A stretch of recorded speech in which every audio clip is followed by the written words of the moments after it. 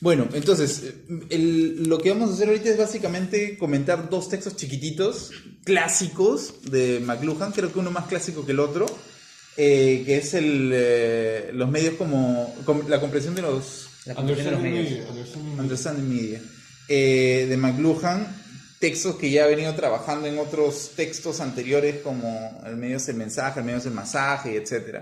O La galaxia de Gutenberg. Y hay un texto que sí me parece interesante, que lo vamos a ir mencionando también, que es La esposa mecánica de Bridge. La mecánica de Bright. Ajá. Es un texto disruptivo con todo lo que ha trabajado McLuhan después, ¿no?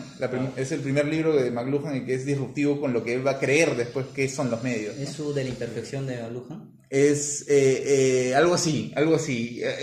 Sí, es como que un texto que se sale un poco de lo que él, por lo cual es muy conocido él posteriormente, ¿no? Bueno, ya, entonces, todos hemos leído las primeras partes del texto. Yo solamente quiero lanzar algunas ideas. La primera idea es que básicamente McLuhan lo que entiende como medios, cuando inicia su texto, él hace una diferencia con respecto a qué eran o qué no es lo que él está creyendo como los medios y qué es lo que él cree como los medios. Y cuando inicia dice, bueno, básicamente lo que no quiero decir es que los medios forman parte de sistemas de poder unidireccionales, si quieren. ¿Cómo empieza la lectura? ¿Tienen alguien la lectura? En la introducción hace una crítica. Página 7. Sí. En la versión de media estoy hablando. Sí. Y la primera es en página 7, ahí definió todo. Ahí está la definición de medio. ¿Tienes ahí la lectura? Ese es el brother, como que en verdad cualquiera que esté en los medios, anotación de media, página 7. No la tengo acá, tengo de la tinta para arriba. La editorial que sea. Este es lo de Zapata, ¿qué es esto? La primera página de cualquier editorial, ahí sale la definición de medio. Eso es lo que me dio Zapata, porque teníamos. Lo demás lo leí en digital. Dinero. Son los capítulos que te dije, sí.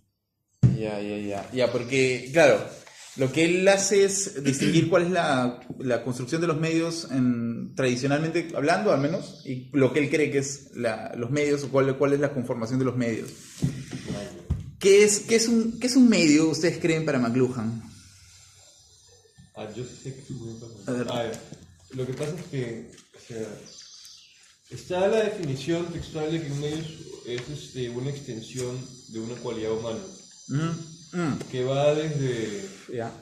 Una prótesis, dice él, ¿no? Bueno, la prótesis, la metáfora de la prótesis.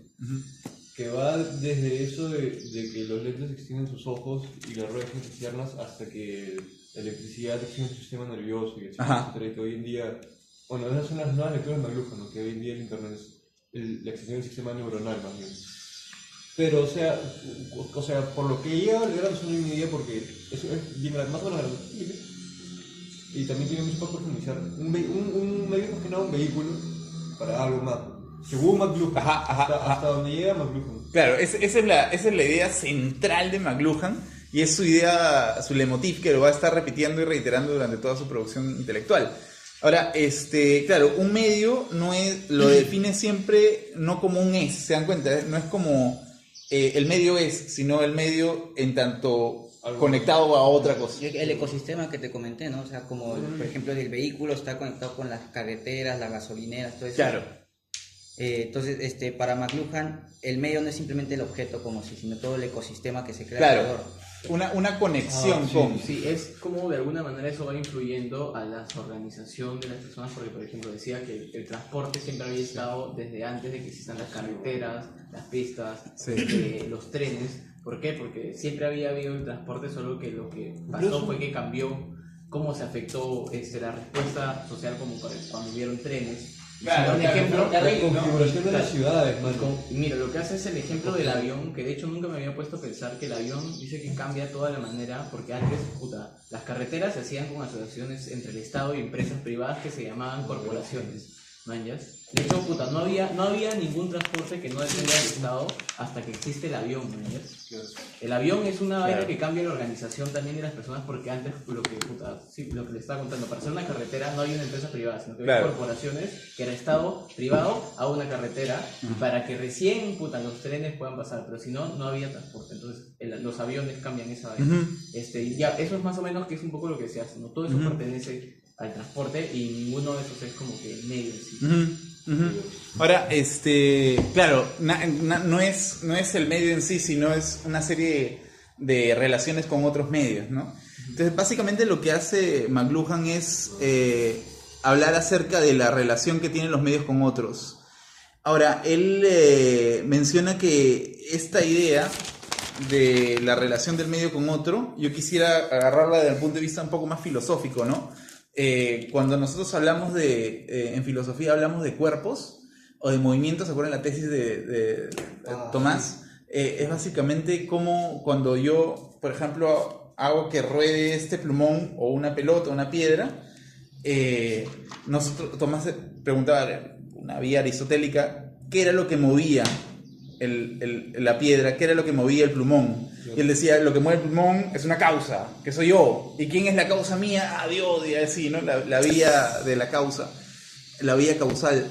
Pero ¿qué pasa? Que hay estudios de filosofía, que son medievales también, que dicen, básicamente cuando tú ves que una cosa se está moviendo, no es que exista una causa que la está determinando, sino que el efecto de esto, el efecto del movimiento del cuerpo, que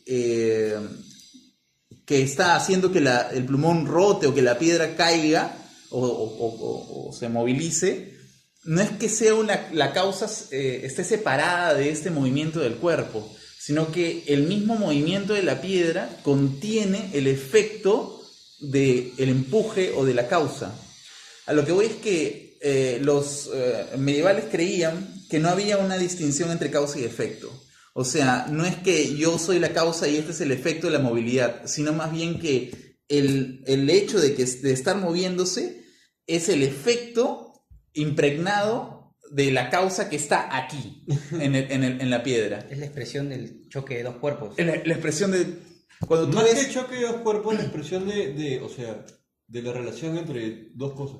O sea, sí. ¿Sabes por qué la causa está en el efecto. ¿Sabes por qué lo entiendo? Pues yo leí un cuento de Borges, para irnos en flor ya de una vez, que tiene que ver más o menos con eso, que no sé si es el cuento ese, con nombres raros, que es Plum Ukbar, no sé qué cosa. ¿Has escuchado? Bueno, en Artificial tiene un cuento en el que lee un montón de libros y de la nada esos libros se vuelven tan populares que la realidad tipo externa se vuelve lo que está dentro de esos libros. Y dice que era un mundo, el que está dentro de estos libros, de un lenguaje sin sustantivos, parecido al alemán. Y puta, eso se parece a eso que estás haciendo porque yo no sé mucho, bueno, intenté aprender alemán, pero yo hice un culo de inglés porque mi hija es traductora.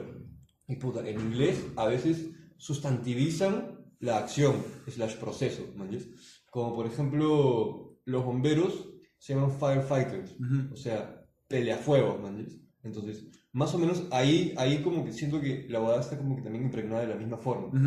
O sea, en un solo sustantivo, que nosotros llamamos bombero, en otros idiomas está la acción que se está realizando, ¿me entiendes? Claro, claro.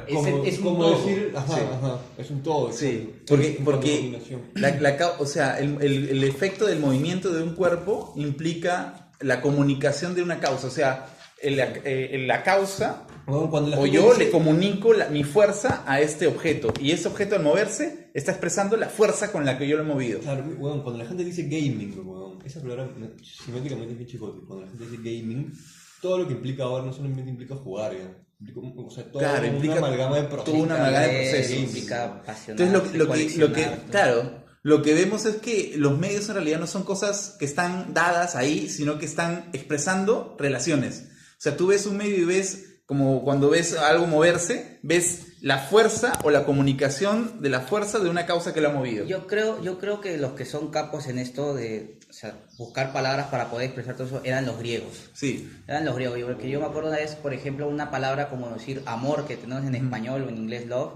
Los griegos tenían como 7 palabras para expresar cada tipo de amor diferente, tanto el paternal, el amical, el de pareja, la autoestima y todo eso, ¿no? Las famosas palabras bomba, ¿no? Tú tienes, como tú decías, en una palabra puedes, no solamente etimológicamente, sino, por ejemplo, Vallejo cuando dice en el trilce, erízanos, eriza está expresando la herida, y nos, erízanos, perdón, expresa la herida, pero también erízanos de erizar, claro. O sea, el dolor que eriza, ¿no? En una palabra, contenido, ¿no? tú ves la conjugación de más cosas. Ahora, esta es la primera idea que creo que tenemos que entender de McLuhan, que los medios están conectados no porque ellos mismos, al observar un medio, estás viendo en el medio, a pesar de que presuntamente esté aislado, ves las fuerzas que están expresando de otros medios, de otras conexiones, ¿no? O sea, tú no, a pesar de que tú veas un medio aislado, por ejemplo, ese caballete, tú lo ves, bueno, ese caballete está ahí, solo, pero en realidad está lleno de manchas, está en una postura, no está doblado ni guardado, está en una postura, está lleno de manchas, lo cual implica la fuerza de otros cuerpos que han interactuado con este medio, que es el medio cuadro, o el medio mano, o el medio pincel. Entonces, lo que dice McLuhan es importante porque nos dice, claro, lo que hace aquí el medio es decirnos cuál es la vinculación de asociación con otros medios, con otras fuerzas, ¿no? Y ahora, ¿qué pasa? Aquí es algo interesante esto, porque no cabría entonces más que relaciones. No hay separación entre la causa y el efecto. Traduciéndolo más en el lenguaje cotidiano, sería: no hay separación entre el hombre y la máquina.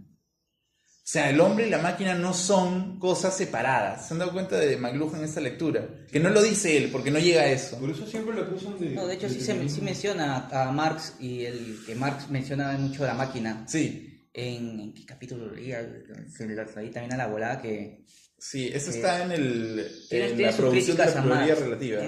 O sea, McLuhan tiene sus críticas a Marx justamente Sí. en relación con lo que Marx habla de la máquina. Sí, porque sí, él sí, ya sí, está, como McLuhan está hablando de la era de la electricidad, Sí. trata de separar, ¿no?, la electricidad y la máquina. Sí. Vamos, ¿un pollo un pochito? Sí, sí, sí. Bueno, gracias. Ahora, esto es bien interesante porque antes de McLuhan, Marx estaba diciendo o decía que... antes de McLuhan, el pensamiento sobre la distinción entre la causa y el efecto era notable, ¿no? En la visión marxista al menos del marxismo del capital, la máquina y el hombre son dos cosas separadas. Y la máquina, como dice Dussel, ontológicamente, o sea, en la esencia de la máquina, es ser déspota con el trabajo del hombre. En el sentido en que la máquina llega a quitarle fuerza creativa en el trabajo al hombre, la máquina llega en su automatización, llega a restarle participación al hombre en los procesos de producción creativa. González Prada también tiene un texto genial del intelectual y el obrero, donde dice, la única diferencia entre el hombre y la máquina es que la máquina le resta pensamiento y cavilación al trabajo del obrero. Eso es loco. Pero a la vez, dice González Prada, el obrero, cuando trabaja con la máquina, se encuentra que su fuerza laboral está siendo succionada por la máquina. O sea, que la máquina le quita energía. A veces, trabajar, por ejemplo, escribiendo, te cansa, ¿no? Esa es la política, o trabajar en una fábrica cansa. ¿Por qué? Porque la máquina chupa tu energía. Ya, eso es González Prada. Eso es Marx. Hay una división tajante entre la máquina y el hombre. Lo cual, para McLuhan esto cambia, ¿no? Cuando leemos a McLuhan ya no hay una separación entre causa y efecto, sino estamos viendo que en el efecto del movimiento de un medio se encuentra la comunicación de fuerzas de otros medios, ¿no? Y esto hace que el hombre, por tanto, sea parte de un proceso de la máquina, ¿no? Es un efecto del proceso de la máquina social. De la máquina. Ese es el hombre, ¿no? Claro, es tanto causa como efecto de la misma manera. Uh-huh. Es lo que hace, ¿no? No hay McLuhan causa y efecto. Claro. Hay Ambos son parte del ambos mismo son, proceso. claro. Y el hombre es un efecto de la máquina, del maquinismo, ¿no? Claro. Ahora, para sostener esto, McLuhan va a decir, claro, lo que vamos a hacer es quitarnos la distinción entre causa y efecto, y esto para la semiótica es importante porque, como ustedes saben, la semiótica tiene una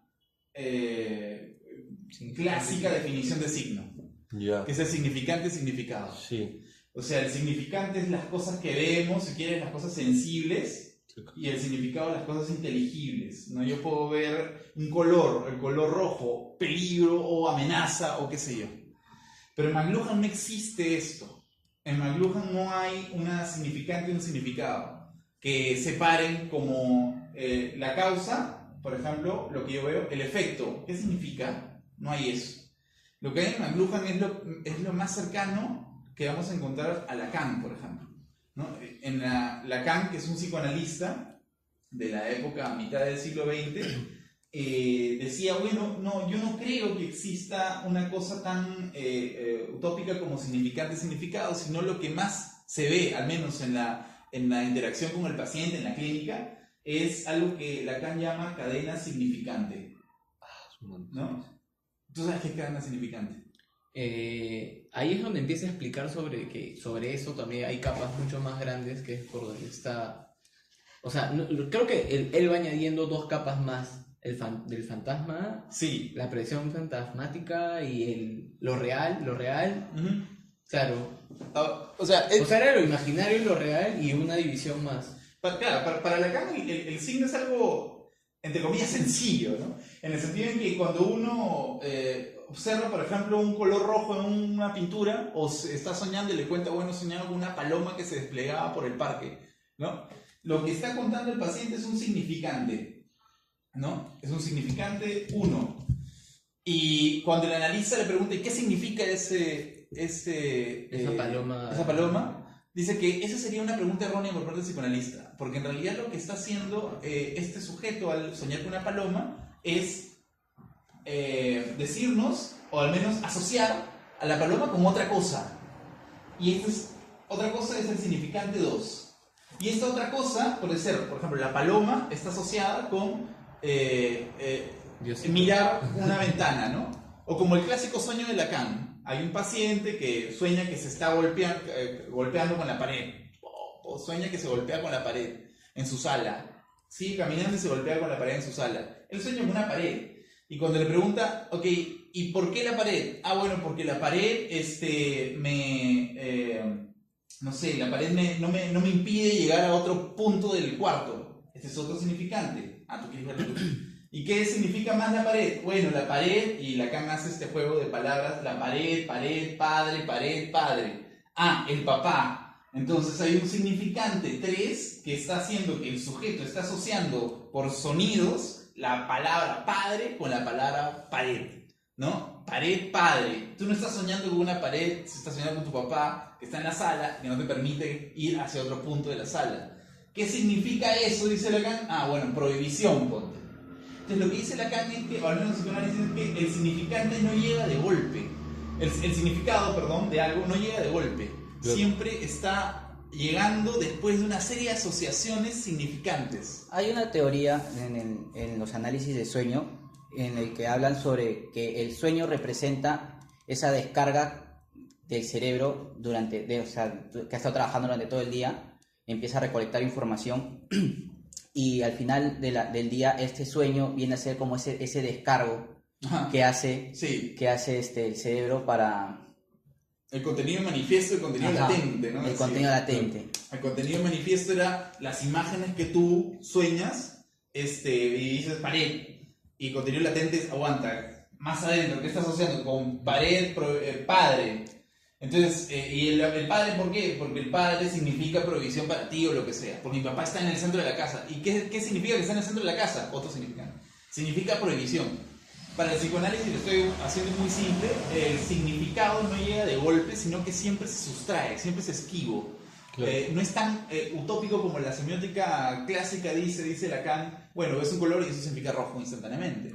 No, habría que ver cuáles son las conexiones. El significante rojo está asociado al significante cabeza en este cuadro donde hay una serpiente, que está asociada a un significante superioridad, y después de toda esta cadena nos va dando después un surcido que nos podría llevar al significado. Un surcido. ¿Por qué surcido? Porque sí. Empieza a surcirse el significado, pero va yéndose a la otra cadena significante. Entonces, ¿a qué voy con esto? Que el significado de algo no está siendo esquivo siempre. Nunca se nos presenta de golpe. Y es lo que más o menos dice McLuhan, ¿no? Cuando nos dice el medio, en realidad, el contenido de un medio es otro medio. Sí, eso es lo que está pensando. Porque cuando el medio significante de la televisión, dice McLuhan, no es lo que se dice, por ejemplo, tú ves Combate y no es lo que dicen las personas, y ahí el error de la tesis es, el medio no es lo que se dice en ese contenido de ese programa, claro, sino el significado de, si quieres, de ese programa, en cómo afecta en el orden, creo que lo dice en una parte, cómo afecta en el orden de las personas, las relaciones de poder, de las relaciones entre personas. Yo he visto ese video de McLuhan tiene un seminario en no sé qué universidad en el 69, creo, en el 70, que es 3 partes, pues, y la primera parte es la que dice que el efecto del programa en verdad secundario, sino lo que el medio causa alrededor, una cosa así. Bueno, algo así. Claro, exactamente es eso. O sea, esto cambia totalmente la noción de signo. Por eso es que la semiótica, al menos la semiótica clásica, que siempre está buscando significados, no entiende o lo que hace una crítica voraz al tema de la definición del McLuhan con respecto al contenido de algo, al mensaje de algo, al significado de algo. Claro, ya encontré, dice, los contenidos o usos de estos medios son tan variados como incapaces de modelar las formas de asociación humana. Sí.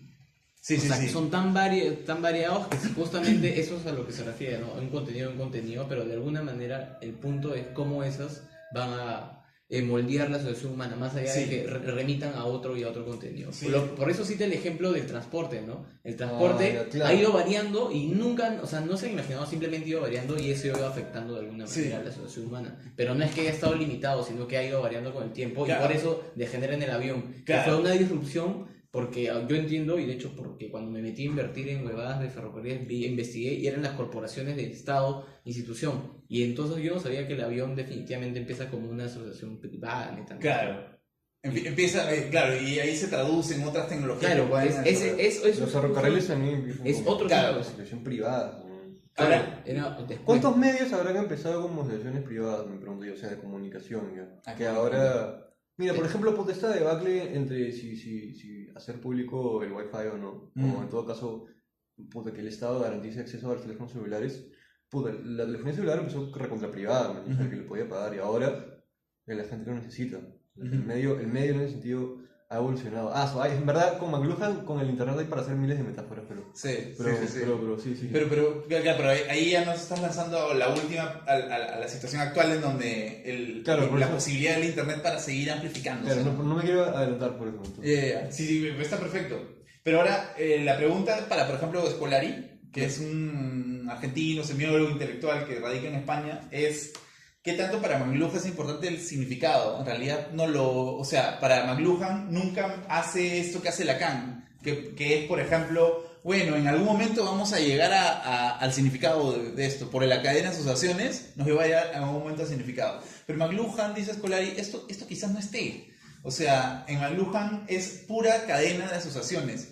Al punto de que el significado no es algo abstracto, sino que el mismo contenido, mensaje del medio es su cadena de asociaciones, ¿no? Claro. O sea, no hay significado inteligible propiamente, sino el significado vendría a ser un efecto de estas asociaciones, pero no es lo principal, sino más bien cómo los medios se están interconectando. Ahora, lo que está haciendo McLuhan acá, visto desde un punto de vista más filosófico, es una teoría sobre el cuerpo. O sea, cómo la corporalidad de algo puede extenderse siendo mayor corporalidad o generando mayor efectos de corporalidad sin necesidad de depender de conceptos abstractos para que lo legitimen, para que lo consideren cuerpo. El cuerpo es en la medida en que se empieza a conectar o difuminar o extender en diferentes capas sociales. No hay necesidad de un concepto al cual llegar para que algo sea determinado o algo sea legítimo, ¿no? Entonces, o sea, como que la corporalidad va más allá del concepto que lo define. Claro, la corporalidad va más allá del concepto. La mezcla de cuerpos no necesita de un concepto para mezclarse. Simplemente son puros choques de cuerpos, puros efectos que están expresándose en los cuerpos, relaciones de cuerpo, cadenas de asociaciones. Él habla de metáforas. La metáfora es una asociación, ¿no? La metáfora de una cosa con otra. ¿no? Pero yo puedo decir, claro, la metáfora de la libertad vendría a ser, no sé, una paloma volando. Hay una conversión, hay lo que él dice después, una traducción, ¿no?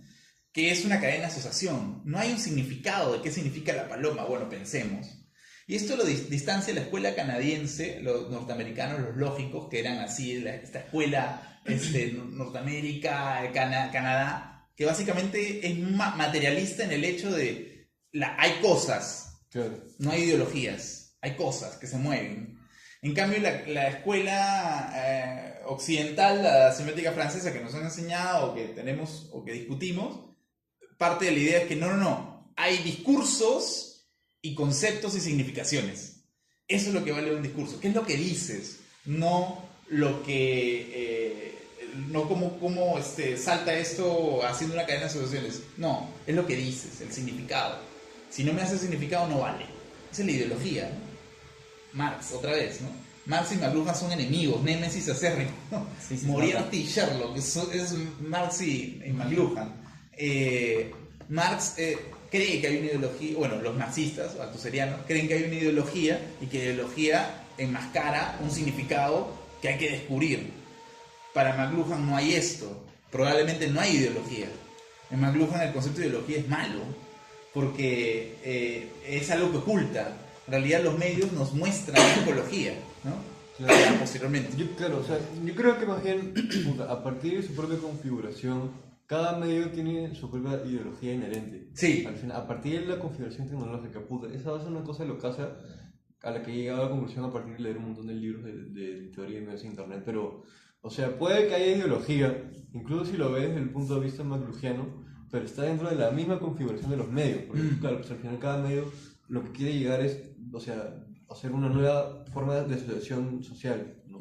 Entonces, cada medio propone, pues, una nueva forma de asociación social, y ahí quizá esté la ideología.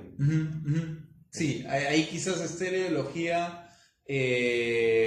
vista no como algo que tapa un significado, sino algo que una ideología en tanto la organización de los medios en un cierto contexto, en una cierta relación social, ¿no? Sí, pues. Esa es la ideología para McLuhan, no es algo que atraviesa, como Zizek, ¿no? Zizek dice, claro, hay algo que debemos ver cuando nos ponemos las gafas detrás de los medios. Pero en realidad tú ves un medio y ya ves la conexión.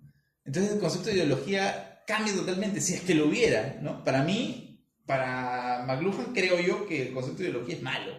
Para McLuhan, desde mi punto de vista, ¿no? Para McLuhan el concepto de ideología es malo, lo cual refuerza más la idea de la némesis Marx-McLuhan, ¿no?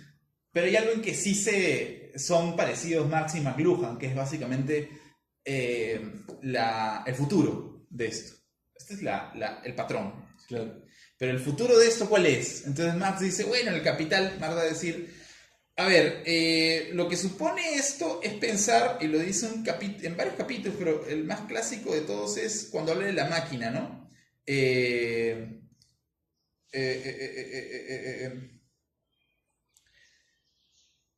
Marx dice, en la Ley General de la Acumulación Capitalista, Marx va a decir, el aumento de la demanda de fuerza de trabajo hace que incremente la acumulación. Y esto significa que cuando aumenta más fuerza de trabajo, aumenta más retorno del capital, ¿no? O sea, tienes más empresarios que trabajan en la fábrica, tienes más retorno de inversión. Más empresarios, más retorno de inversión y aumenta tu capital. Pero dice Marx en la Grundrisse ya después, va a decir, aguanta, pero ¿qué pasa? Conforme se va desarrollando, es la famosa ley de la baja tendencial, ¿no? De la ganancia, que conforme se va desarrollando la máquina, le resta trabajo dedicado, trabajo necesario al hombre.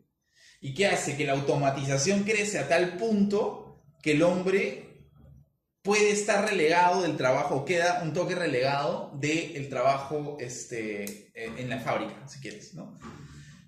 La máquina, al desarrollarse en el futuro, a generalizarse, a hacerse global, a hacerse en un futuro, dice Marx en 1880 y tantos, lo que voy a decir, llega a desarrollarse a tal punto que esto pues nos va a quedar leve trabajo o relación con la máquina y va a hacer que todo sea, pues ya ahí viene todo el poshumanismo y Nick Land y toda esta gente que dice, pucha, no, el futuro de la automatización es el desprendimiento del trabajo, ¿no? No hay trabajo.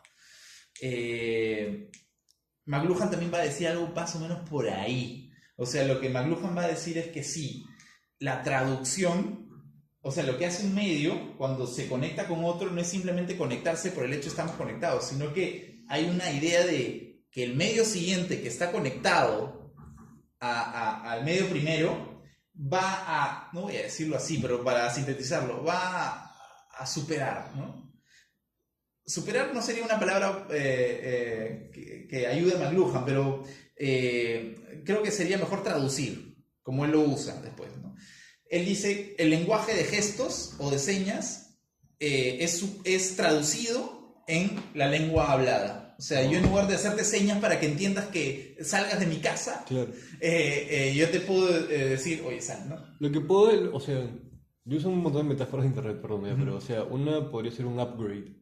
O sea, que no es que realmente lo vayas a superar, pero va a ser el mismo, pero entre comillas mejorado. Claro, es injusta esa palabra superar. Además, es está mejoramiento. y además sigue estando sujeta a errores. Porque Claro, los exacto. upgrades, o sea, no son como que. No es una hueá recta. Claro, es como sí, una siempre tendencia salen. que tiene retrocesos, pero, o sea, siempre aspiran o tienden hacia Exacto. una idea de mejora, si se podría decir. Claro, es una idea de mejora en el sentido en que, por ejemplo, y él pone en el ejemplo de la traducción, en el texto de la traducción, él dice, claro, habla de las tecnologías en el sentido en que una tecnología siguiente podría simplificar una anterior, ¿no? Podría traducir, ese es el concepto de traducción, simplificación, claridad. Yo puedo hablar de gestos, pero el lenguaje hablado, que es una tecnología, sintetiza, traduce mejor la idea de gestos que estoy haciendo, ¿no? En una época tribal, si quieres.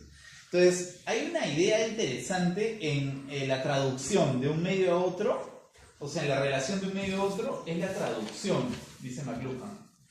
Como un medio está traducido, o sea, se traduce en otro, pero esta traducción implica sintetización en la siguiente, o sea, la relación de un medio a otro que implica la traducción implica que este siguiente medio va a traducir mejor o va a ser más sintético que otro, ¿no? Pero ahí, por ejemplo, se me viene a la mente Sartori cuando habla sobre el Homo Videns, Ajá. en cómo el nuevo medio, o sea, la televisión, por ejemplo, al traducir los conceptos de los libros y crear las imágenes, esta traducción viene como con un aspecto negativo, ¿no? Que es que el ser humano ya no sea capaz de abstraer conceptos fácilmente, sino solamente meramente visual, ¿no? Entonces, en sus ejemplos, ¿cómo explicas a una persona qué es amar? Te da ejemplos visuales, ¿no? Sí. Pero así abstraer el concepto mismo de la palabra amor le es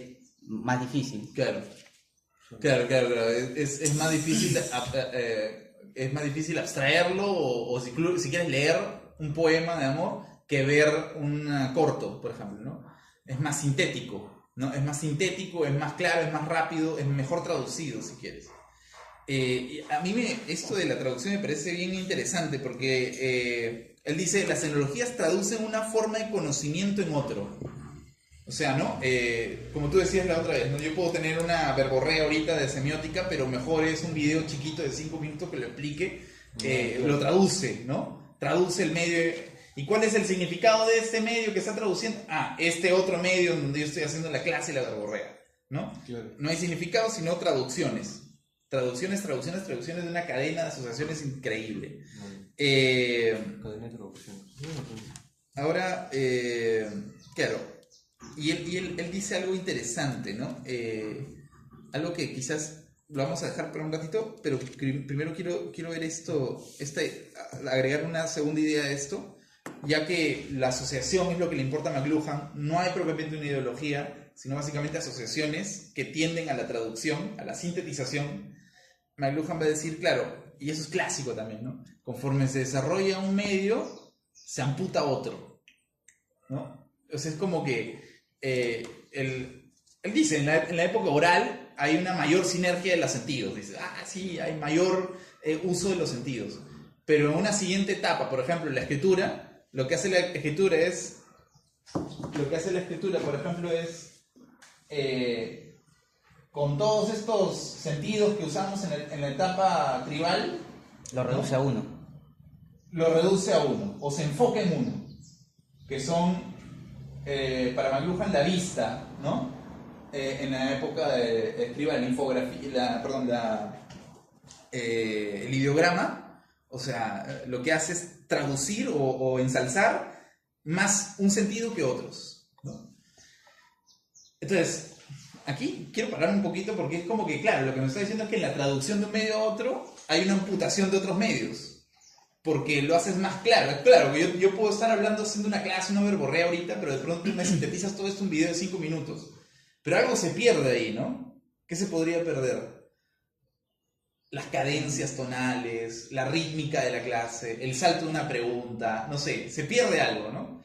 Es como, por ejemplo, en mi trabajo, lo que yo hago es, como editor de video, hay un evento, el evento dura 3 horas y tengo que sintetizarlo todo en un video de 3 minutos, 3 o 4 minutos, ¿no? Entonces, a mí me dan todo el material en bruto, que es las 3 horas grabadas del evento, y tengo que coger simplemente los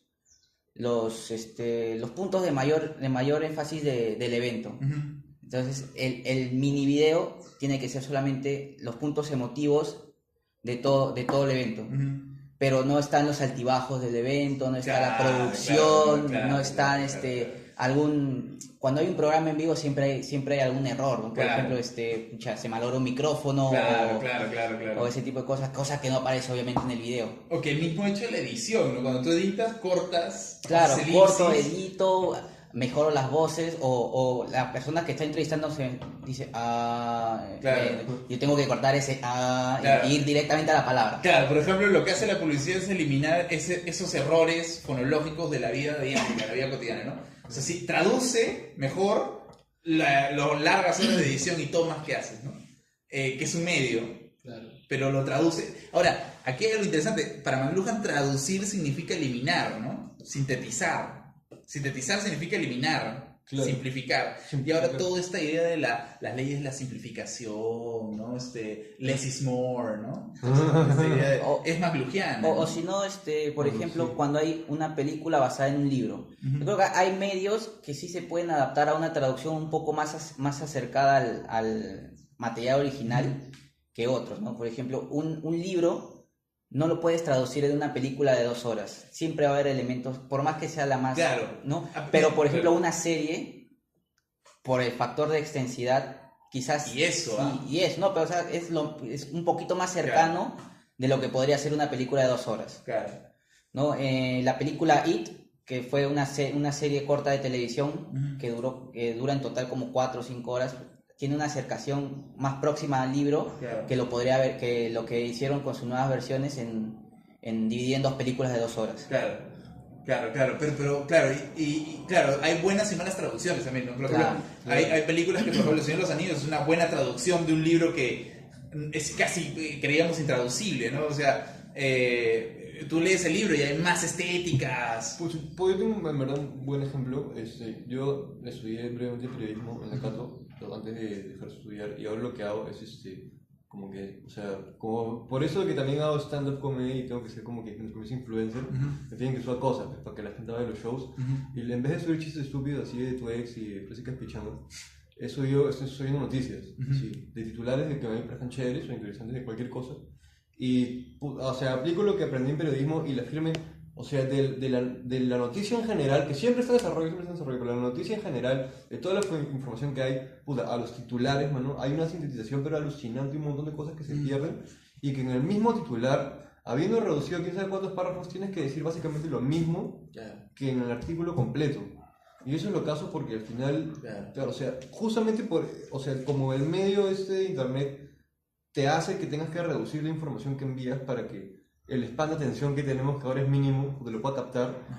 Entonces surgen fenómenos terribles como esto del clickbait, los titulares que hacen que, o los titulares sensacionalistas de Twitter, mano, como Por ejemplo, esta noticia de ayer, de la hija de Carwancho. Ah, sí. Yo estuve, en verdad, es para un análisis semiótico, pero a choli, mano, Sí. porque todos los medios creían que es el fujiaprismo. Sí, Y titulares, y mientras se desarrollaba la información en extensión, ahí descubrimos la verdad, mano. claro. Y eso, ahí, esos titulares, perdón que te interrumpa, esos Dale, titulares dale. también están direccionados. Claro. ¿No? También están direccionados, tiene un dependiendo, sentido Sí. clarísimo. dependiendo sí. el titular, si lo ves en el comercio como Sí. si lo ves en la República, pueden decir dos cosas completamente diferentes y ser desarrollado como la misma Sí. noticia.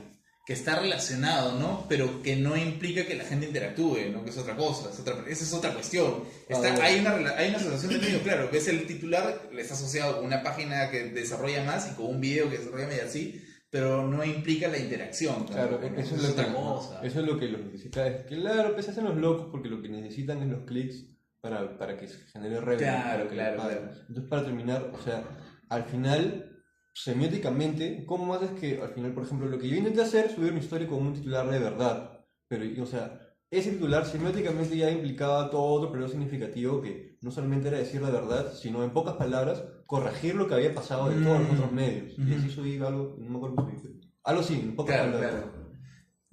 claro, o sea, tendrías que rectificar lo que ha hecho en otros medios y poner un titular que sea más... Pero en el ejemplo que te has puesto es interesante porque, claro, mientras lo que hace el consumo de comunicación masiva era vender el titular más que la noticia, Sí. ¿no?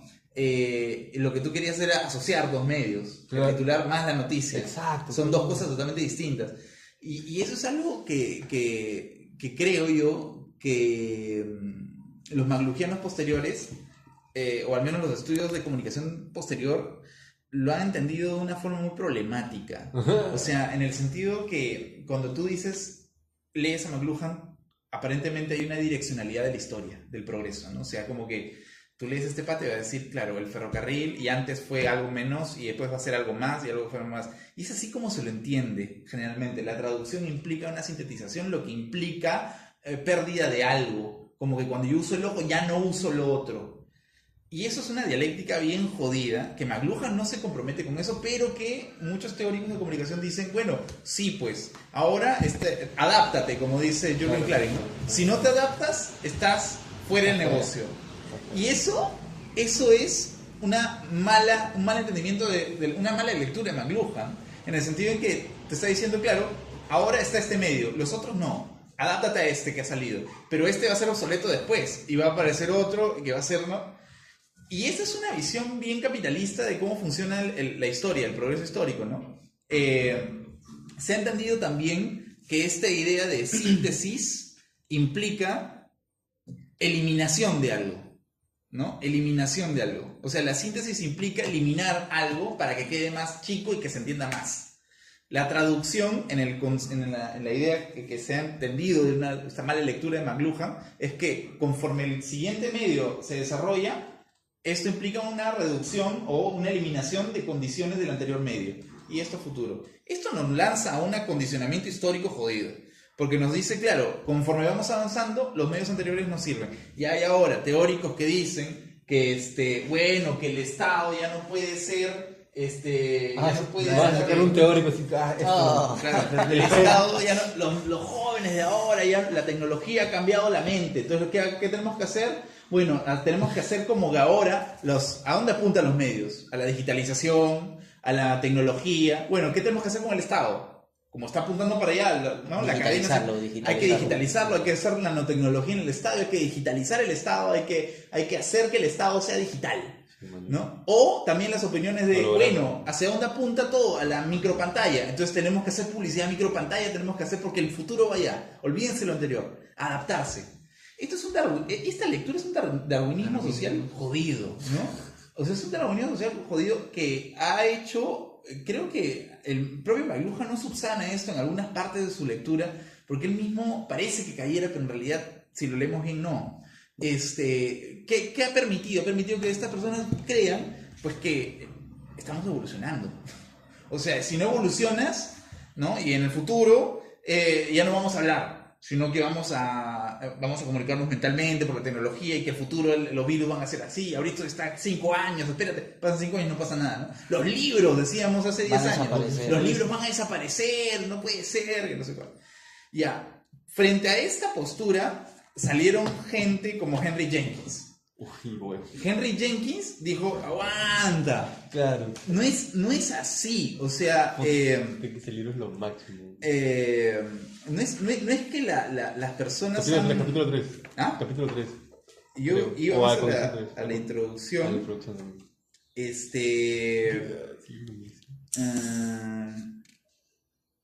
Ya mira, dice Henry Jenkins en la página 17 en la introducción, dice, la explosión de la burbuja del .com echó un jarro de agua fría sobre este discurso acerca de una revolución digital. O sea, está diciendo, claro, hay revolución digital, sí. Ahora, ha resurgido la convergencia como un importante punto de referencia.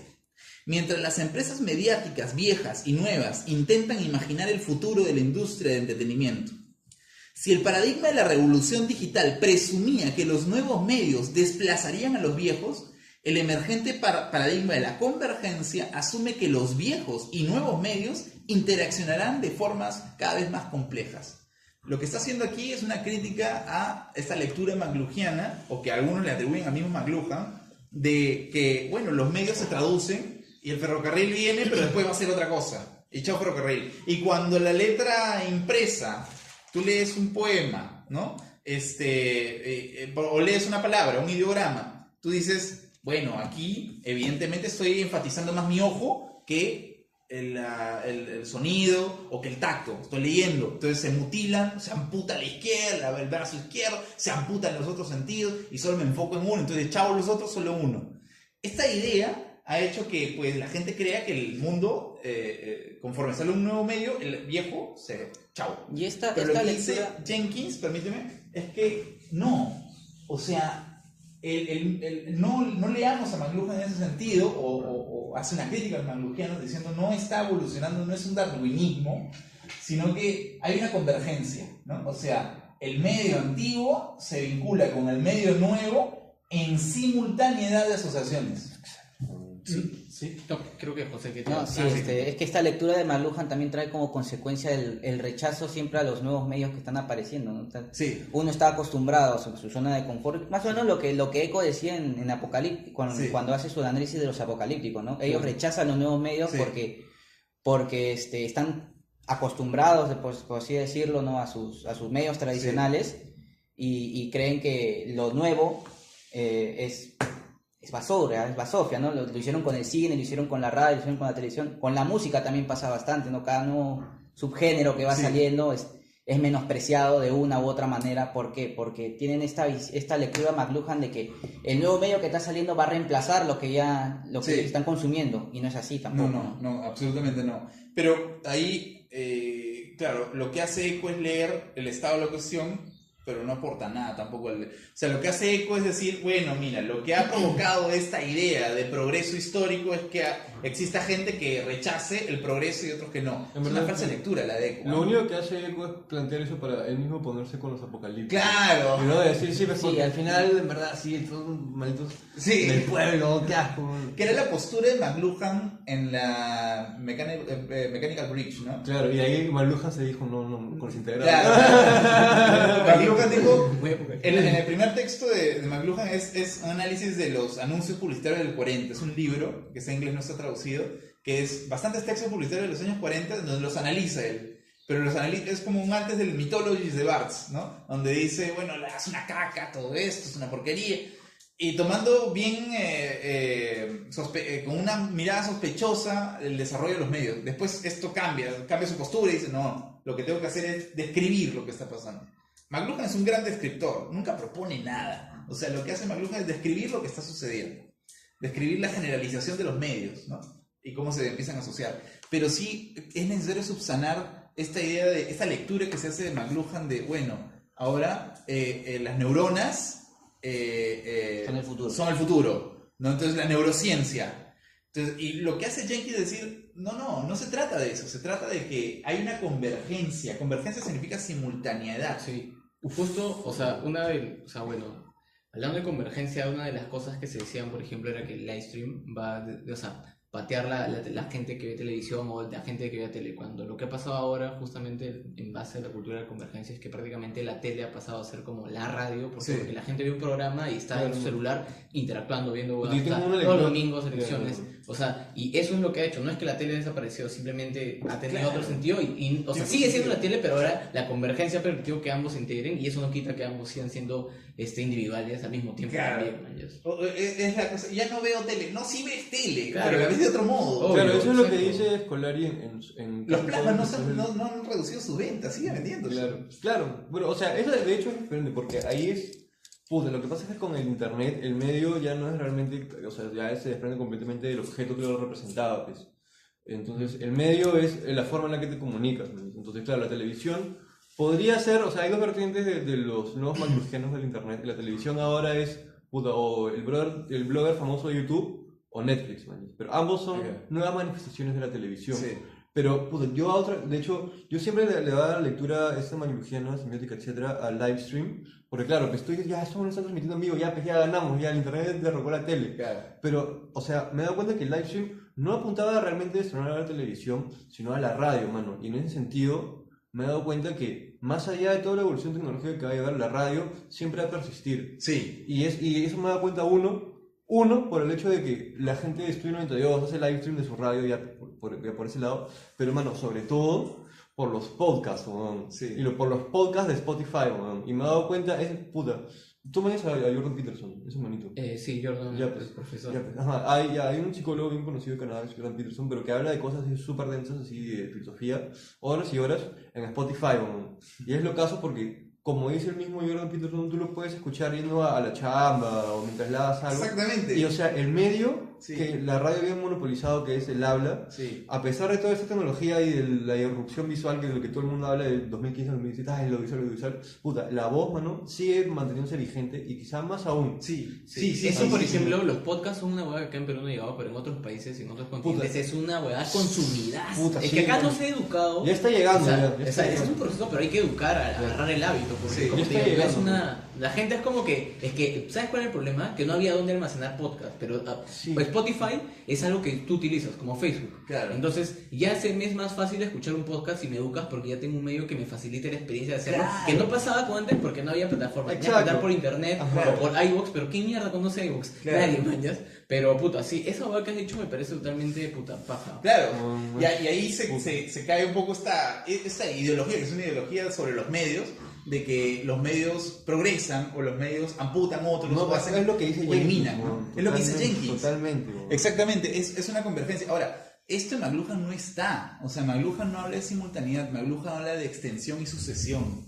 Y este es un problema, o sea, aquí tendríamos que leer minuciosamente McLuhan. Yo prefiero leerlo al mismo McLuhan, pero en lo que él dice sobre la traducción, dice algo interesante cuando habla de la traducción, que es un texto clave. Él dice, claro, traducir, si tú lo lees, aparentemente significa sintetización, significa que se sintetiza algo.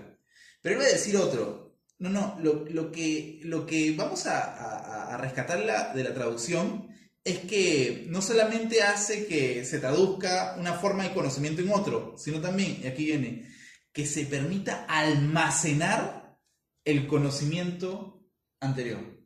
Almacenar.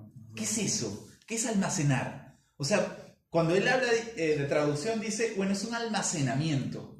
¿Almacenamiento de qué? Cuando tú traduces un texto de inglés a español, por ejemplo lo hace, o de francés a español, lo que hace Desiderio Blanco en las traducciones de semiótica, Lotman también trabaja el concepto de traducción. Desiderio siempre nos dice, bueno, cuando ustedes leen el texto, pero aquí no me parece que el autor haya usado la palabra, por ejemplo, maximizar. Me parece que mejor le cae beneficio. O me parece que aquí se ha equivocado porque no es así, entonces yo le he cambiado. Desiderio dice eso, soy el traductor. Y eso es autoridad. Claro, y uno dice, pero ¿con qué derecho está cambiando el autor? Pero lo que se trata de toda traducción es que cuando tú traduces, intervienes el medio. Y lo que hace cuando tú lees ese texto traducido es un almacenamiento de la propuesta del traductor.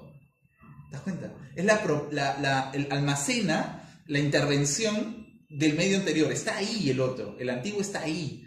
Entonces, cuando lees a McLuhan en el sentido de almacenamiento de los medios como traducciones, llegas parentesco con la teoría de Jenkins, Pues sí, ¿no? Sí. O sea, leer al mismo McLuhan y no a los McLuhanos implica detenernos en este concepto de almacenamiento de los medios, como tú ves un medio, pero también al ver el medio nuevo estás viendo cómo el medio antiguo está almacenado en él. Es parte de... Es parte de él, simultáneamente, ¿no? De forma inmanente. Entonces no hay dialéctica, pues. Hay un autor que critica a McLuhan y dice, bueno, McLuhan lo que ha hecho es suplantar la lucha de clases de Marx por la lucha de los medios.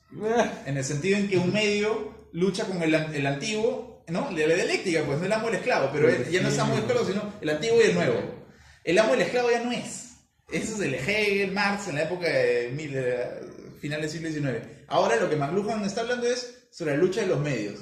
O sea, como un medio combate con un medio antiguo, combate con uno nuevo para hacer el nuevo medio nuevo, y así, en progresión. Pero esto se cae si es que nos vamos al hecho del almacenamiento. Un medio contiene la fuerza de otro medio, ¿no? O sea, está ahí expresando. Es lo que decíamos, lo que tú decías al comienzo de las palabras, ¿no? La palabra que contiene, por ejemplo, Vallejo, erízanos. Ahí está conteniendo dos cosas, almacenando cosas, ¿no? Y esta idea me parece que no es una lectura clásica de McLuhan, sino que más se lee al McLuhan dialéctico, al McLuhan que tiene un progresismo, un progresista de los medios. Ya, eso como primer punto, ¿no? Como primer punto es eso, me parece importante rescatar la idea de la simultaneidad en tanto el concepto de almacenamiento que tiene McLuhan y que podía estar emparentado con la idea de la convergencia de Jenkins, ¿no? No se trata de una dialéctica de medios nuevos, y esa es la idea popular, o sea, la doxa, la opinión clásica social del ciudadano a pie es que, bueno, sí, los medios progresan y ya me tengo que desechar este medio obsoleto, la televisión, y comprarme y los teóricos de la comunicación piensan igual. No, es que el emisor receptor ya murió, ahora viene la otra vaina, la otro modelo de comunicación, y mientras más inventan, más rankeados están, ¿no? Ahí está el pata Julian Clary. Pero nadie les dice, oye, aguanta, socialmente en el consumo actual, por ejemplo, existen formas sociales en el Perú de consumo que privilegian el emisor receptor. Lo privilegian. Claro. Creo que es el 60%, ¿no? O sea, el otro, nativo digitales si quieres, ya no hay emisor receptor. Pero hay otros espacios sociales donde sí, Gamarra, emisor receptor. O sea, hay algo interesante que nos va a dar el concepto de convergencia y almacenamiento, y que tenemos que adoptar, más que el hecho de la progresión de medios, una cadena infinita que va hacia las últimas consecuencias, ¿no? Es una idea falsa. Hay autores que dicen, por ejemplo, que señalan, ¿se acuerdan de Terminator, la película? Claro. Bueno, ya la máquina, ¿qué va a pasar? Pues la máquina va a ser tan autónoma e independiente de la inteligencia artificial que un momento va a desechar al hombre, ¿no? Va a hacer que el hombre sea, pues, A lo Yo Robot. ¿Ah? A lo Yo Robot. Claro, lo Yo Robot, ¿no? El hombre va a ser Claro. va a ser un pedazo de escoria porque la inteligencia artificial va a dominar y Terminator va a venir y a las máquinas van a gobernar. A filósofos que creen esto, por ejemplo, Nick Land, que es un filósofo inglés, dice, bueno, sí, el poshumanismo, ¿qué significa? Lo humano ya no va a servir, el poshumanismo significa las máquinas van a... Entonces, ¿qué tenemos que hacer? Simplemente deshacernos, o sea, abandonarnos y aceptar la muerte, heideggeriana, la muerte de que finalmente pues, la máquina va a gobernar y la humanidad y las ciencias humanas ya no van a hacer nada. Entonces estoy andando por las huevas, ¿no?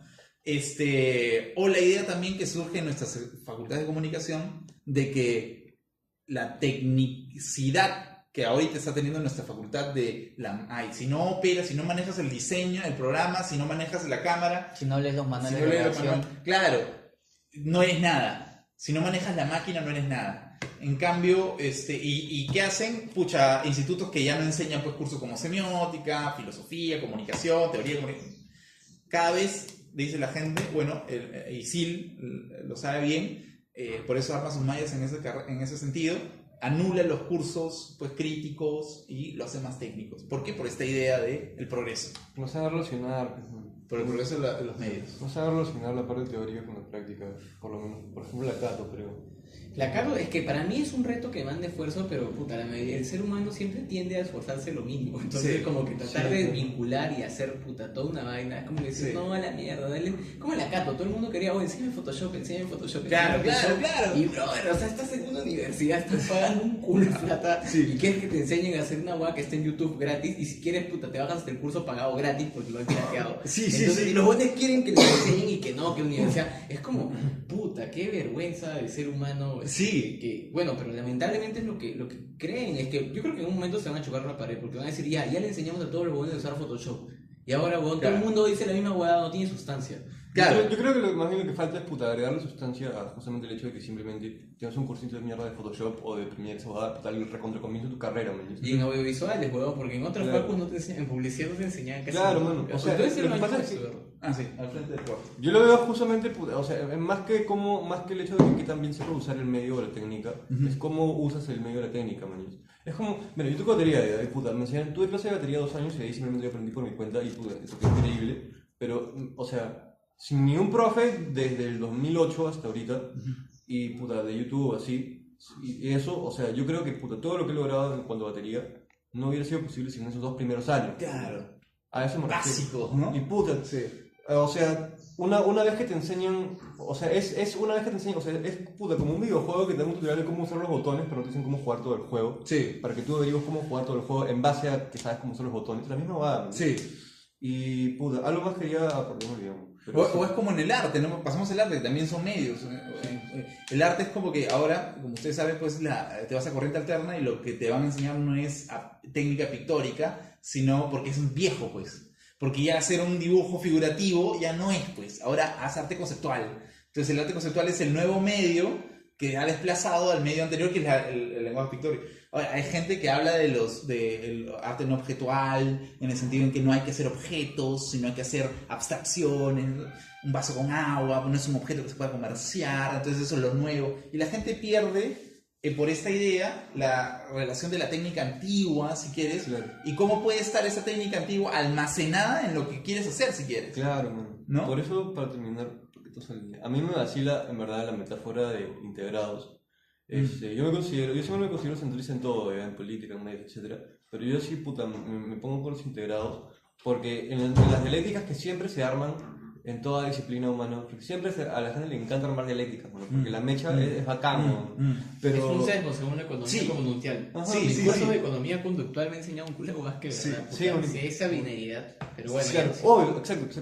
A partir de la binaridad se mueve creo que casi todo, pero el chamo es que, o sea, yo sí me pongo del lado de los integrados porque, o sea, en la misma palabra integrados implica no un enfrentamiento, sino el hecho de que, o sea, más que decir, ay, ya todo eso es mierda, ya, Almacenamiento. no es que sea una mierda, pero puta, podemos usarlo de otra forma, Claro, ¿no? claro, Y eso es claro, bacán, claro. y por eso rescato, o sea, esto de los podcasts y la voz, porque puta, la voz Sí. y puta, el habla no ha sido simplemente descartada por la expresión audiovisual, sino que ha chapado, siendo antigua, ha chapado el medio nuevo y se ha reinventado, ¿no? Claro. Y eso es por lo de los integrados. Claro, exactamente. Integrado. Y qué genial lo que dices, integración, o sea, se ha entendido mal apocalípticos integrados en el sentido de viejo nuevo. No, apocalíptico es una mirada dialéctica sobre algo. Ajá. Y los integrados son la mirada integradora de almacenamiento, de convergencia de algo.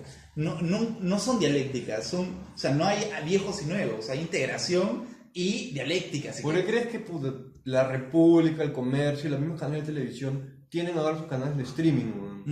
Es lo mismo, no es realmente que haya rechazado el internet, pero ellos, dentro de este mismo medio nuevo, siguen queriendo ser, digamos, la televisión, o lo que ellos entienden como televisión. Entonces se han reinventado de la forma que ellos creen conveniente. Y creo que en verdad lo que mejor la chamba están haciendo en ese sentido es la República, porque ellos sí, puta, y esa es mi tesis ya al final, es que algún día publico algo, puta, hay un Eso comportamiento entre los que nacieron, entre comillas, en la tele y entre los que nacieron en internet, que es similar a lo que pone Eco de apocalípticos e integrados, pero que se nota en la forma en la que puta, se comportan dentro del internet, ¿no? Y en ese sentido yo creo que la República son los que hasta ahora, por lo menos de los medios antiguos, los que más se comportan como si fueran alguien del internet. Y los demás se comportan más como si siguieran en la tele. ¿No? Sí, eso es cierto.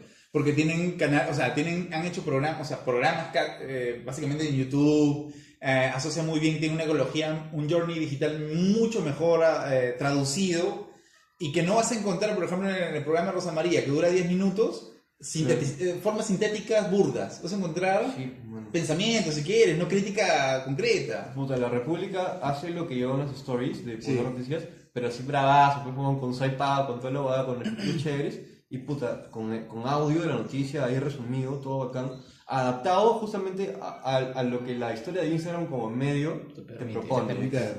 Te permite.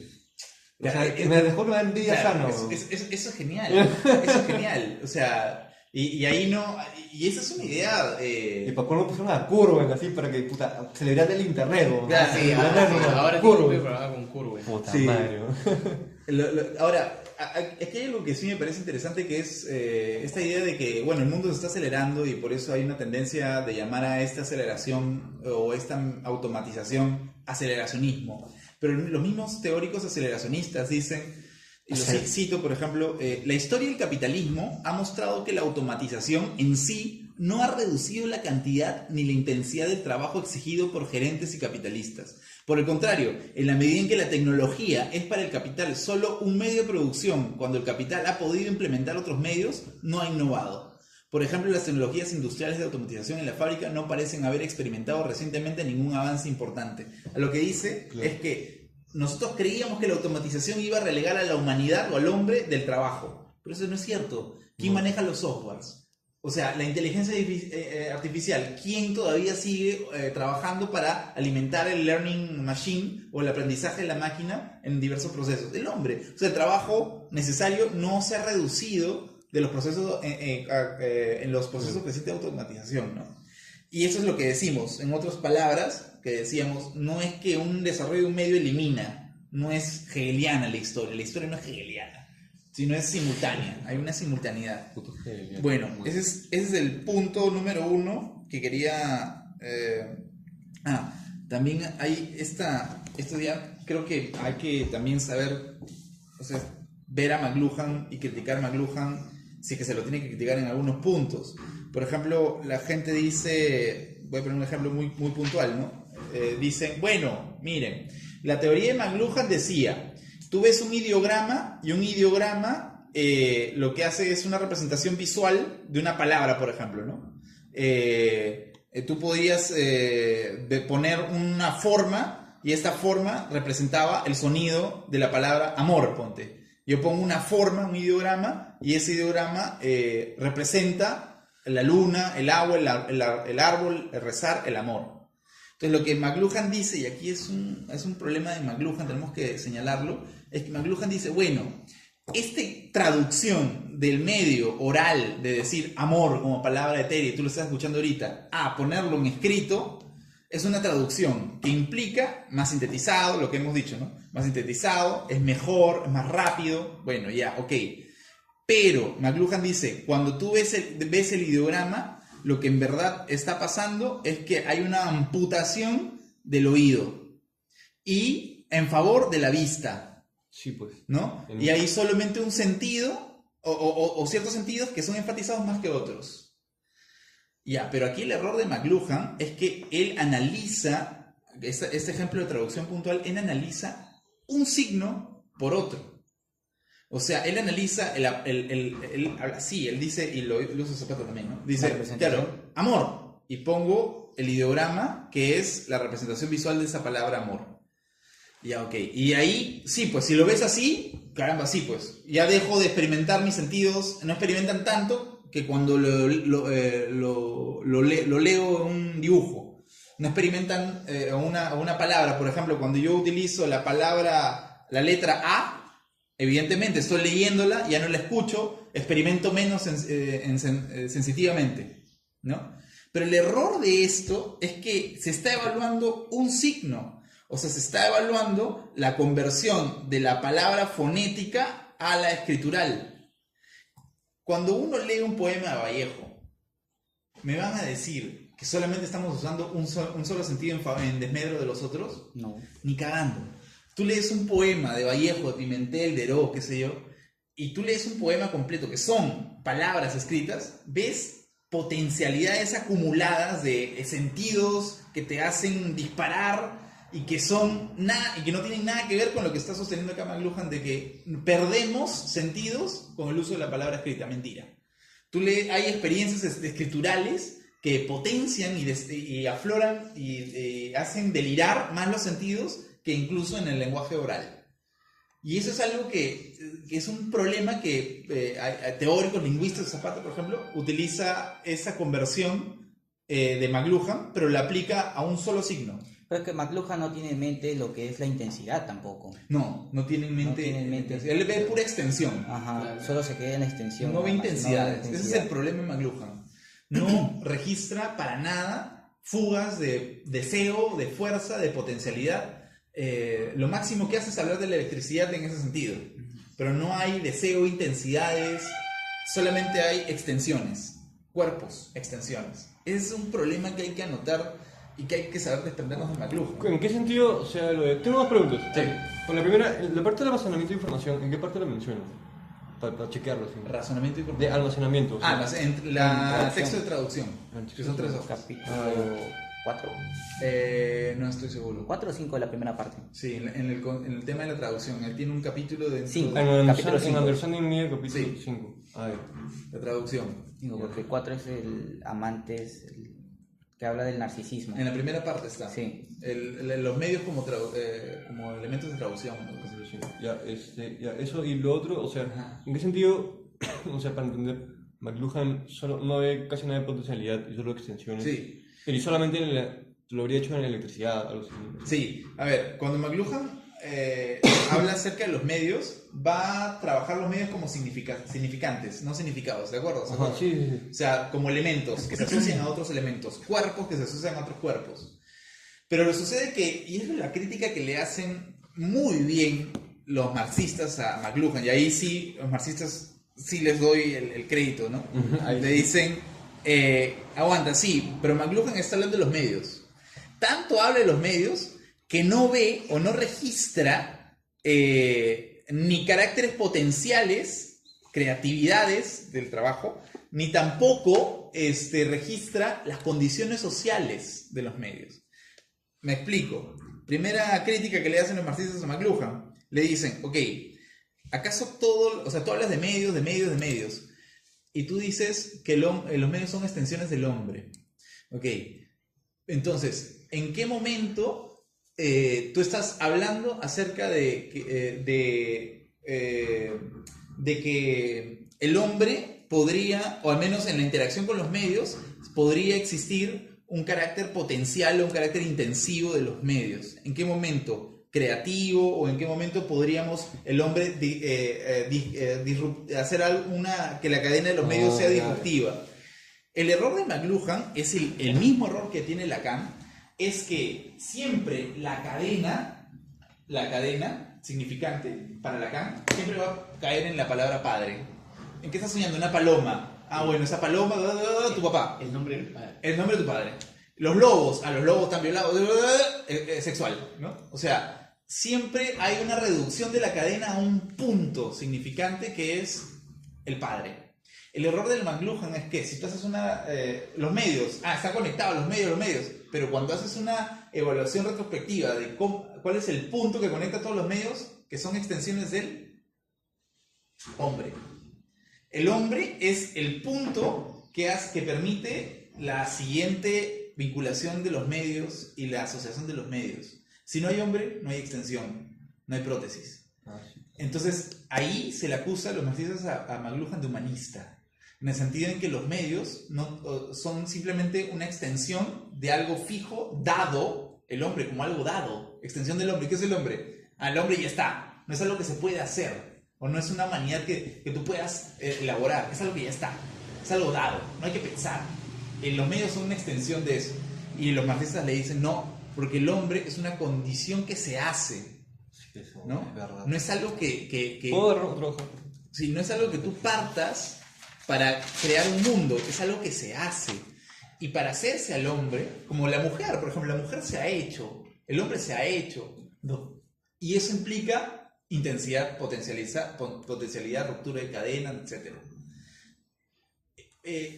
Los libros de McLuhan lo que hacen es una descripción de cómo funciona el capitalismo a niveles generalizados. Y en relación al hombre, prácticamente. Claro, y en relación al hombre de la sociedad capitalista.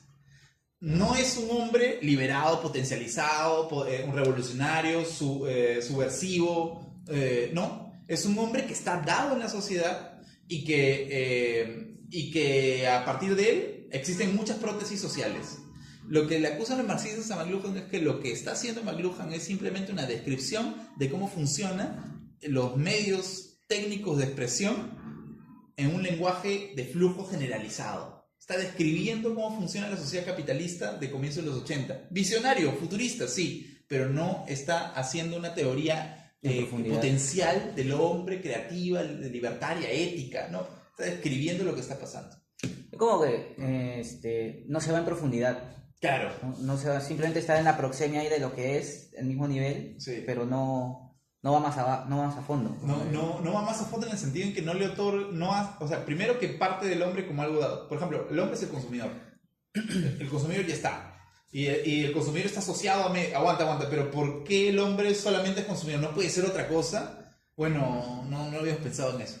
Lo que le interesa a McLuhan es un ideólogo del capital. O sea, lo que hace McLuhan es describir cómo funciona el capital a sus grandes instancias. Estudiar el capital, ¿no? Y estudiar, eso lo dicen los marxistas, estudiar el capital y sus formas de conexión de los medios. Pero lo que no da cuenta McLuhan es que el hombre del cual está partiendo es un hombre dominado. Porque los medios de los cuales están hablando McLuhan, y es algo que no habla McLuhan, dicen los marxistas, son medios que están ahí porque quieren retorno de inversión, porque quieren acumulación de capital. Lo que hace McLuhan es simplemente describir cómo funcionan los medios para acumular capital, partiendo de un hombre que desde sí está incrustado, un Vitruvio, ahí está, ¿no? Y a partir de eso se genera toda la teoría de los medios de McLuhan. Y esa es la gran crítica que le hacen a McLuhan desde el punto de vista de la teoría de los medios, ¿no? Son medios apoderados. De lo que habla McLuhan son medios, sí, pero medios apoderados por el capital. Cuando McLuhan habla del anuncio, habla de cómo es el anuncio tiene que ser corto, tiene que ser así, el anuncio publicitario, pero en ningún momento McLuhan va a decir, bueno, el anuncio es un discurso que está usando medios y que está en un contexto de apoderamiento de economía global, ponte. O que su único fin es la acumulación de capital. Es como dijeron que Facebook iba a ser así el espacio máximo de democracia, pero cada vez se les cae el cuento de que es un arma más de... Como el Cambridge Analytics, ¿no? Claro, que por ejemplo muchas guerras de África en realidad se reforzaron por Facebook más que evidenciarse, maña, porque los algoritmos y le dieron más fuerza a esas noticias malas y los bonos de Facebook no están ni enterados porque están más... Hay un documental bravazo de un medio gringo que habla exactamente sobre eso, ¿no? Como mientras esos bonos los últimos 5 o 6 años han estado aplaudiendo todas sus victorias, puta, la gente que estaba destinada a ver esas huevadas eran 10 o 4 gatos, mientras en toda África había todo un mundo de noticias que en número era un culo más que otras huevadas más. Claro. Entonces se preguntan, ¿y por qué no le dieron importancia a esa huevada si eso estaba pasando? Porque, puta, le prefirieron dar importancia a todos sus logros. Pero en realidad eso refuerza lo que estamos hablando, claro, de que la gente pensaba que iba a ser un medio, puta, la tecnología iba a ser como que más democrático, puta, terminó siendo una huevada de actor de capital. O más simple, es lo que se dice ahora sobre la teoría de comunicación, que está fascinada con estos conceptos que cada vez se hacen más compleja y agregan en tecnicismos los sistemas de comunicación actual, y lo que hacen es decir, aplaudir la Big Data, ¿no? A la Big Data, Facebook, las redes sociales, a qué están conectados. Pero nadie dice, o de la postura marxista nadie va a decir, bueno, ok, pero estos medios, de lo que tú estás hablando Big Data, son sistemas de vigilancia. O sea, son sistemas de vigilancia que están, coercionados o tomados por empresas, por ciertas instituciones. Trump ha ganado por sistemas de vigilancia. Son data brokers. Claro. Es el rubro. Es una máquina de gato. Y ese es el problema que muchas veces cuando nos metemos a McLuhan es que dejamos esta visión de que, ok, y los medios, ¿a quién pertenecen? La máquina... ¿A quién pertenece? O sea, y por eso sería bueno regresar a la novia mecánica, ¿no? Mechanic Bridge, ¿no? Que es, claro, el primer texto de McLuhan donde sí tenía esta mirada crítica y sí McLuhan señalaba que había una mirada de los medios que coercionaba, ¿no? Ahora, hay que retomar este primer texto de McLuhan, sería bueno, ¿no? Ver más las condiciones sociales que simplemente el desarrollo de los medios y la aglutinación de los medios y su relación, ¿no? Las condiciones sociales que permiten algo. Y aquí, por eso yo decía que la luz eléctrica era quizás la salida para hablar de que McLuhan no simplemente es un pata que se enfrasca describiendo los medios en el capital o en la sociedad de consumo, sino que la luz eléctrica vendría a ser esa oportunidad para poder ver un carácter potencial en la teoría de McLuhan. ¿Por qué? Porque la luz eléctrica, McLuhan dice, es algo que es cualitativo, incuantificable, que no puede ser agarrado, ¿no? Pero que adopta diferentes formas. La luz en el estadio, ¿no? La luz dentro del cuarto. En el dentro del cuarto, que cambia de registro, cambia de forma. Claro. Y que esa expresión de la luz eléctrica sí puede ser dominada, puede ser tomada.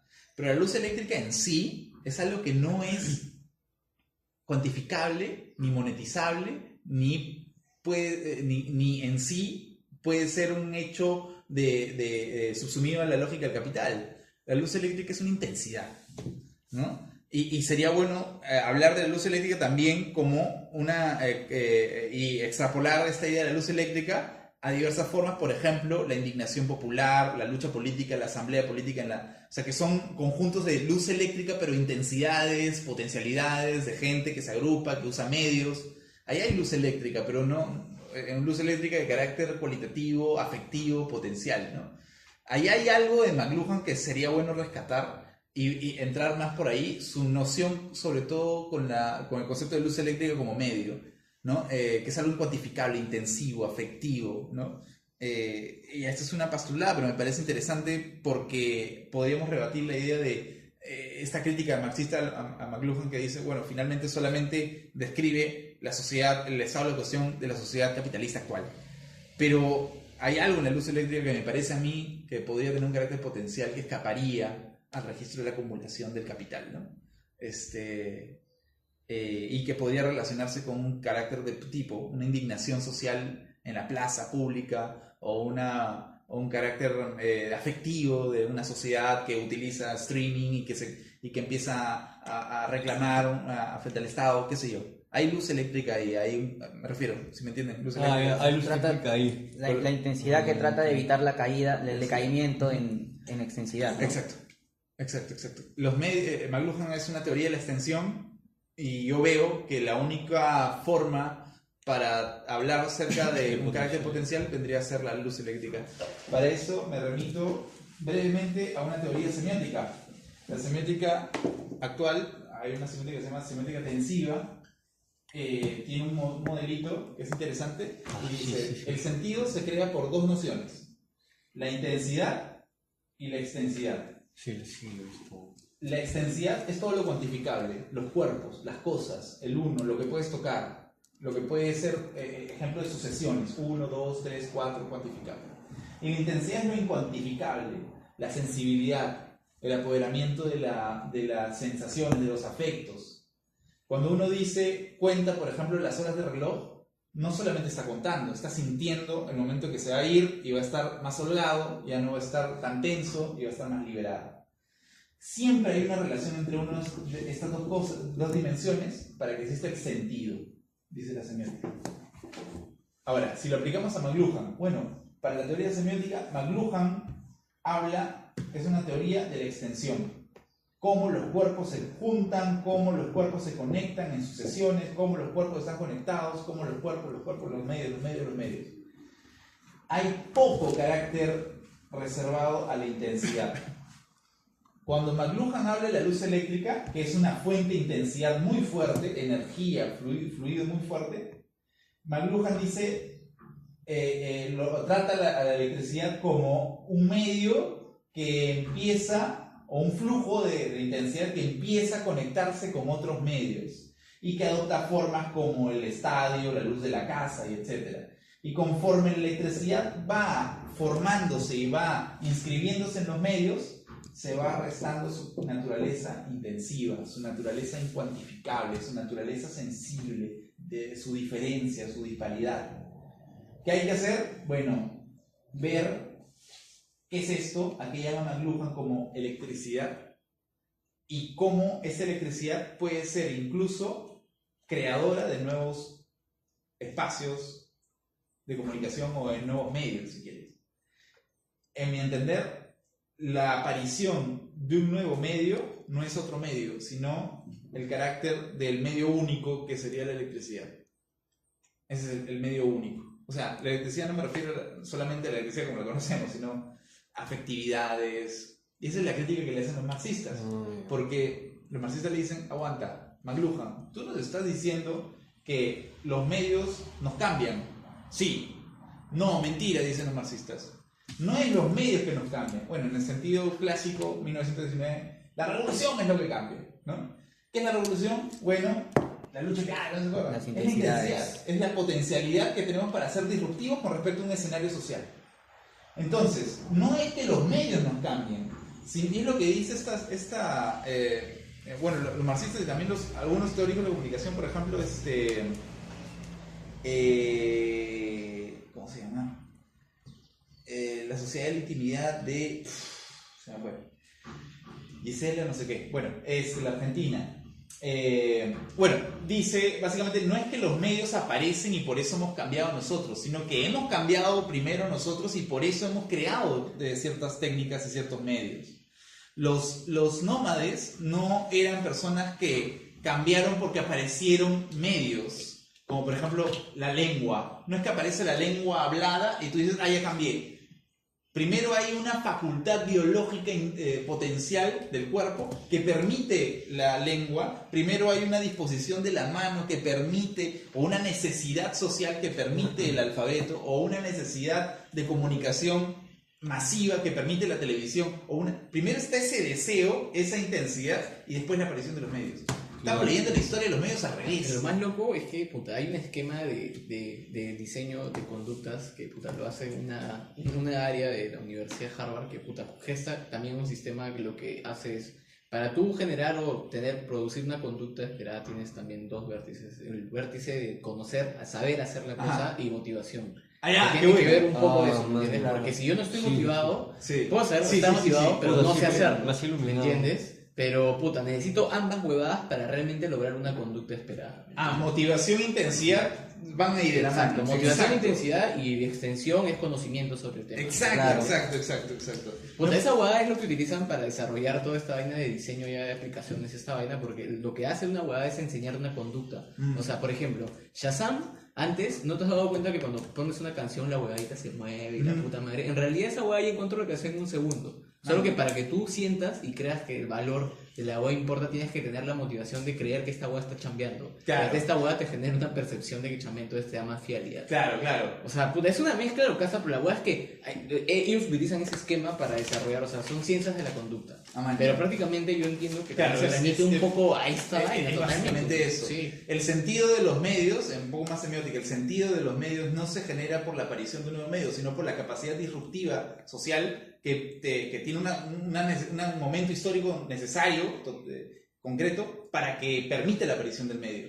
O sea, no es que el medio nos determine. Por eso se le acusa a McLuhan de determinista. Yo creo que McLuhan si le hacemos la lectura de la electricidad, en realidad no lo es. Porque, claro, le dicen, McLuhan es determinista porque viene un medio, aparece y nos modula. Entonces somos hijos de los medios, ¿no? Yo creo que, o sea, finalmente, esto es la electricidad y el hecho de que todos los medios giren en torno, o no, se conecten a partir del hombre, que más que el hombre, yo lo veo como lo humano. ¿Entiendes?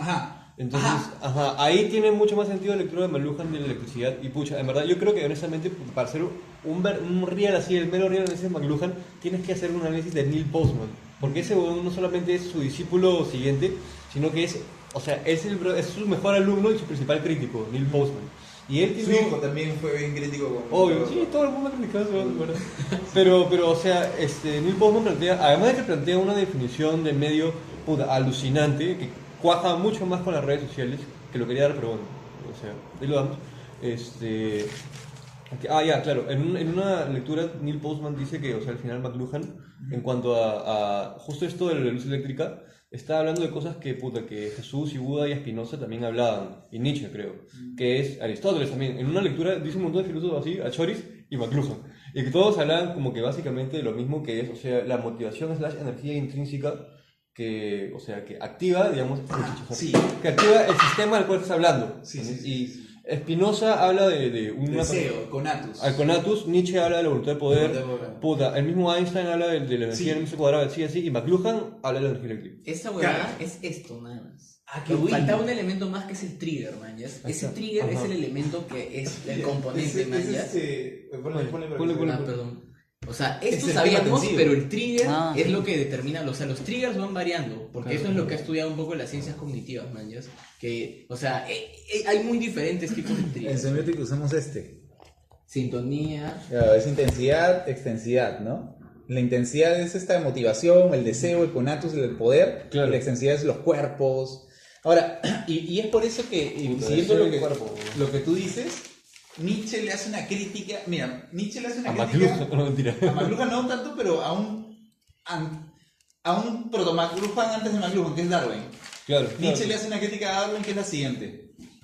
Nietzsche le dice, Darwin, muy chévere. Primero lo acusó de un cobarde porque escondió la evolución de las especies debajo de su cama durante 20 años. Pero la gran crítica filosófica de Nietzsche a Darwin es que tú estás viendo la evolución de las especies como si fuera escalonada, pero no solamente eso podría ser algo que es criticable, pero lo más criticable, lo que no te perdono, le decía Nietzsche a Darwin, es que tú estás diciendo que las especies cambian o mutan, evolucionan porque se adaptan. ¿Ya? Nietzsche dice que es por el poder, por la voluntad Claro, de poder. Nietzsche va a decir, las especies para Darwin evolucionan porque los medios las hacen evolucionar. Claro. ¿Sí? Entonces, y eso es una visión reactiva, es una visión cristiana de la historia, en el sentido en que cambiamos porque hay una fuerza que me dice cambia, y yo cambio porque tú me ordenas. Claro. Pero no ve que en realidad la lectura de Nietzsche de la evolución es, las especies evolucionan por su voluntad de poder, por su masa plástica, su fuerza plástica, que permite que el sujeto o la especie diga, no, este medio no me ha cambiado a mí, sino que yo quiero apoderarme de este territorio y por eso muto. Claro, exacto, por la necesidad que tienen de sobrevivir. Más claro, porque hay una voluntad de poder que hace que el sujeto se apropie del territorio y lo haga suyo y se extienda. Entonces es una mirada más activa que la mirada de Darwin, que era reactiva, cristiana, del hecho de, bueno, hay un medio, uy, me transformó, entonces me adapto, ¿no? Porque es más reactivo. Lo mismo pasa en McLuhan. McLuhan, cuando dice, los medios nos cambian, entonces ahí hay una mirada reactiva, ojo. O sea, la lectura McLuhiana al menos, ¿no? Los medios nos cambian. Bueno, los medios nos hacen ser de tal manera, nos cambian nuestros sentidos, los medios nos cambian nuestro cerebro. Es una mirada reactiva de la historia. Nietzsche diría, aguanta, no, estás leyendo la historia desde el punto de vista de los perdedores, de los débiles. Eso en mi clase de economía comunitaria se llama framing. Framing. ¿Por qué? Porque en realidad eso en teoría apunta a lo mismo, pero depende de cómo lo dices, vas de alguna manera dejando una vaina hacia atrás. Y eso es lo que pasa en la historia prácticamente. O sea, un académico que antes tenía un texto, lo que hacía era darte un framing, que ahora lo puede hacer un videíto. Pero ambos lo que te hacen es hacerte un framing mental para a través de eso ya empezar a tener las cosas. Pero como te digo, esto por ejemplo es un ejemplo de framing. De ambas cosas. ¿Cómo decir framing? Es un concepto de economía cognitiva. Les paso las lecturas si quieren, ahí tengo todas las cosas. Pero, o sea, es básicamente uno mismo toma el medio y lo hace suyo. Claro. Sí, o sea, porque me parece de puta madre eso, Sí. porque eso implicaría, o sea, ver a McLuhan pero con otra lectura. Si hacemos la lectura de la electricidad, tendríamos una lectura nietzscheana de McLuhan. Claro, o esa lectura se llama bacán, ¿no? Claro, porque la lectura que le han hecho a McLuhan es una mirada cristiana. O sea, el McLuhan que conocemos es un McLuhan que nos ha dicho que los medios nos hacen y que construyen al hombre y que lo moldean y que le hacen huecos y que le hacen herir. Claro. Ya, pero eso es una mirada débil de la historia de los medios. la mirada potencial de la historia de los medios es una mirada donde el nómade crea sus propios instrumentos, De sus hecho, propias de técnicas. hecho, la creación de herramientas, principalmente el arma, hay un texto que se llama Sobre la agresión de Konrad Lorenz, que habla de cómo la creación del arma fue esa ruptura entre la naturaleza del hombre, porque si bien el hombre no está capacitado con herramientas naturales como garras, velocidad o vuelo, su voluntad de poder hizo que la creación de armas que fueron evolucionando desde el hacha de piedra, la espada, la pistola, sea ese quiebre en la naturaleza humana. Claro. ¿No? Que diferencia al hombre del resto de las especies. Sí, él es un etólogo, Konrad Ahí Lorenz. está, Y él habla etólogo. un poco sobre, o sea, los etólogos como la conducta de las especies humanas dentro de sociedades, y así como las armas, por ejemplo, las sombreras. Sí.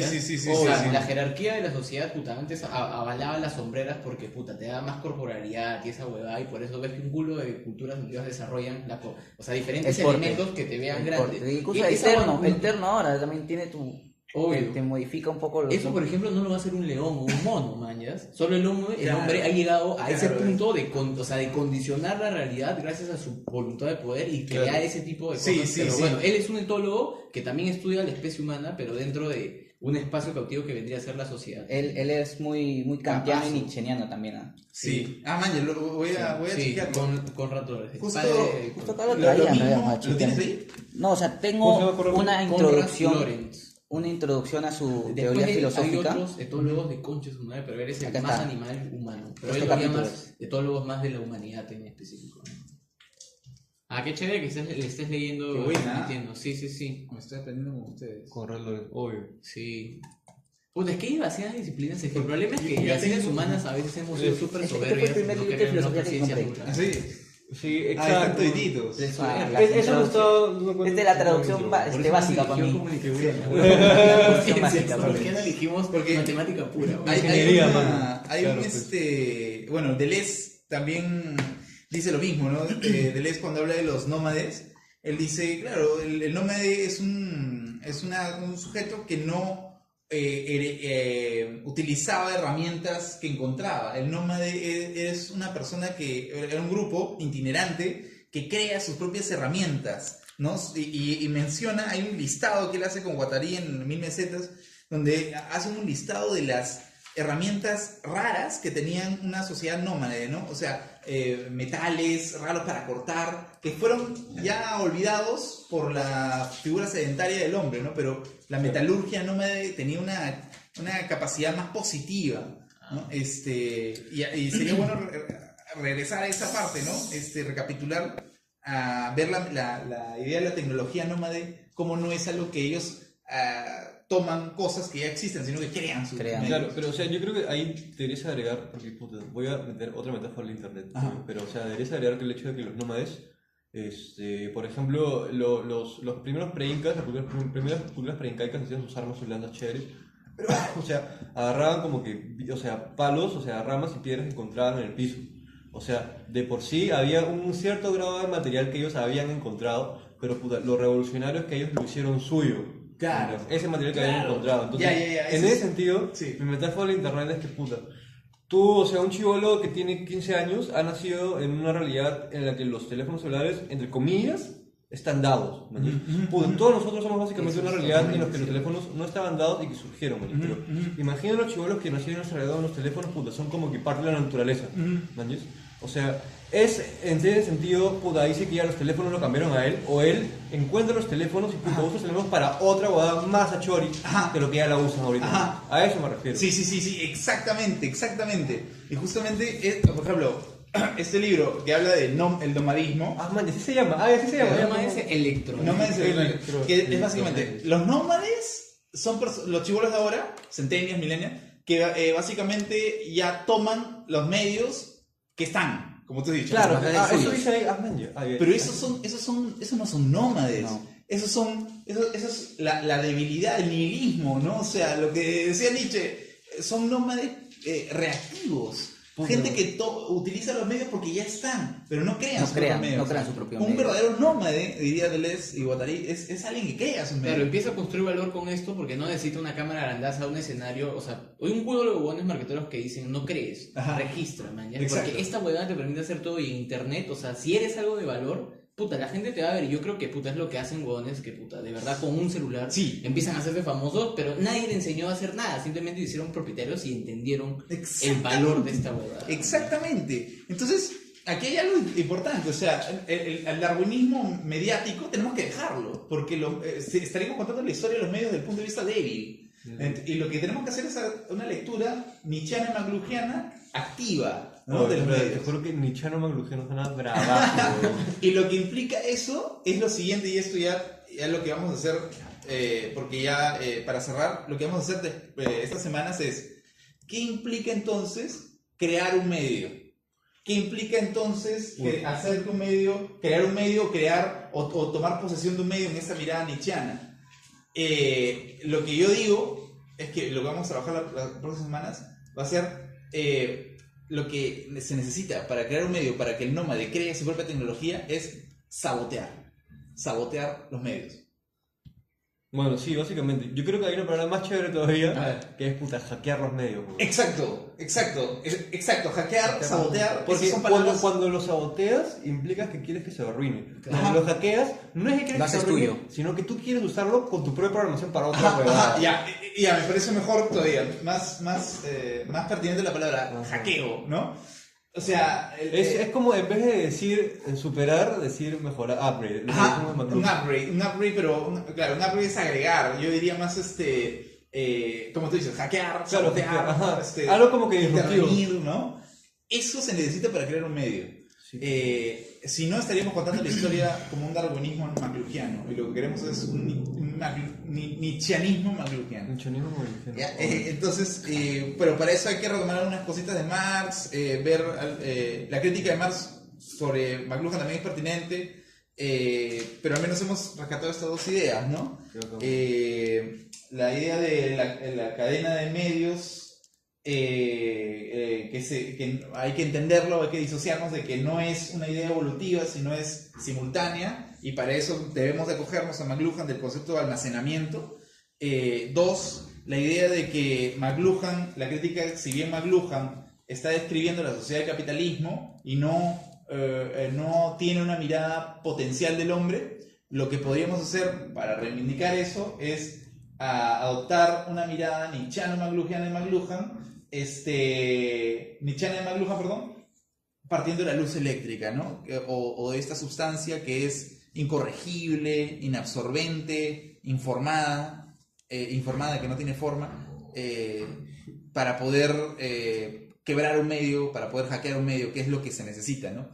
No necesitamos más teorías que describan los medios actuales. Claro. Necesitamos teorías para crear medios actuales, o crear ecosistemas, crear, pero para crear se necesita hackear primero, destruir, ¿no?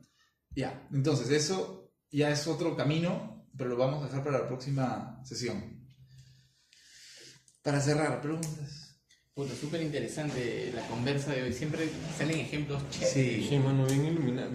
La verdad, puta. Justo yo les pasé la voz. O sea, de hecho, puta, Adrián es un brother de la universidad. De hecho, que puta, no somos tan frecuentes, pero yo dije, este weón le va a gustar esta weá. Yo me quité de la universidad en 2016, pero este weón se ha puesto a leer un culo desde que me fui a la universidad. Porque yo te conté que era medio facho. Pues, estaba bien metido en la crítica cultural. No, pero no porque sea facho, sino porque encontré en el fascismo un cuestionamiento más sólido que la vida progresista. Pero bueno, esa es otra historia. La cosa es de que este bon, puta, se ha puesto a leer un culo. Mira, yo no leí Jenkins, de hecho, puta, tú has leído un culo en Jenkins. Entonces dije, le voy a pasar la voz a ver si me parece interesante, y creo que puta, hayas encontrado algo que te va a servir para tu videoblog. Falta que venga acá ese chiquicán. ¿Tú me ves a PewDiePie? Sí, claro. Puta, yo creo que PewDiePie es la manifestación más alucinante de todas las teorías contemporáneas de comunicación, ¿no? Porque puta, hay otra dialéctica, pues, ¿no? Podríamos analizarlo incluso, ¿eh? Sí, weón. ¿Qué cosa? ¿Tú me ves a PewDiePie?